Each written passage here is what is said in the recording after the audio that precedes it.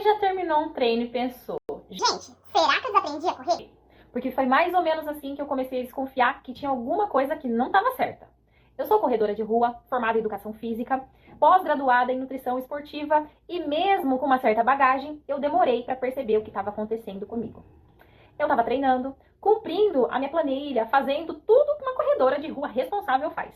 Mas sabe quando parece que o corpo não acompanha a sua vontade? E você começa a desconfiar de diversos fatores, acaba achando que não está sendo capaz, aquela sensação de cansaço que não combina com o treino que você fez, aquela recuperação que demora mais do que deveria demorar, e aquela impressão que você está dando 100%, mas que está recebendo menos da metade de volta. Quando eu fiz meus exames, eu descobri que a minha vitamina B12 estava em torno de 200. E aí começou a minha fase CSI da nutrição esportiva. Eu fui pesquisar artigos, estudos, conversar com profissionais, tentar entender o que aquela informação significava na prática. E o que eu descobri acabou me surpreendendo. A vitamina B12, ela participa da produção de glóbulos vermelhos que carregam oxigênio para dentro do nosso corpo. Ou seja, ela ajuda a abastecer justamente o combustível que o seu músculo precisa aí para durante a corrida. Mas quando o corpo está em déficit, ele entende que ele precisa atender às demandas que são de prioridade.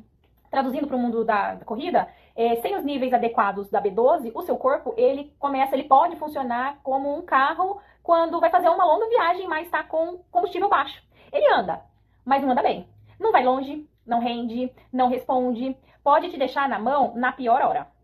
E foi aí que eu comecei a lembrar de várias situações que estavam acontecendo ao longo dos meus treinos, que estavam acontecendo comigo. Como aquele treino que parecia mais difícil do que deveria, aquela recuperação que estava lenta, aquele cansaço que eu acabava atribuindo ao trabalho, à rotina, à corrida e à própria corrida, aos próprios treinos. Ou seja, eu estava começando a pensar que o problema era comigo. Mas a parte mais curiosa veio depois.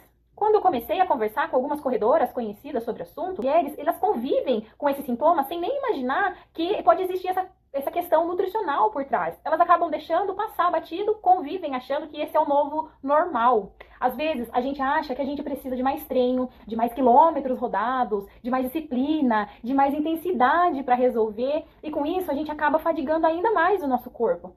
Mas olha, nem sempre o problema é falta de esforço. Às vezes o corpo ele está simplesmente precisando, está pedindo ajuda. E não é só na corrida que sente. A vitamina B12, a deficiência da B12, ela pode estar associada à queda de cabelo, à tontura, à falta de energia, alteração de humor, esquecimentos recorrentes, dores no corpo, sono desregulado. Ou seja, não estamos falando apenas de performance, estamos falando de saúde. Por isso que você, corredora, que ainda anda com aquele cansaço diferente, uma recuperação estranha ou uma dificuldade grande para evoluir, vale a pena dar uma atenção um pouco maior, um carinho maior para os seus exames. A corrida, ela ensina uma coisa muito importante. Não adianta acelerar quando o painel do carro está aceso pedindo combustível. Primeiro a gente abastece, entende o aviso e depois a gente continua a viagem.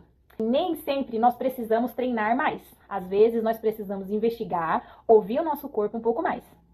Porque cuidar da saúde também faz parte do nosso treinamento. Talvez a próxima evolução que você tenha na corrida não vai estar num tênis novo, numa planilha diferente, num relógio caríssimo. Talvez ela esteja num simples exame de sangue. E você? Já fez recentemente seus exames de sangue? Ou está tentando resolver o seu treinamento se apegando no treinamento louco, em planilhas loucas, como se amanhã não fosse existir?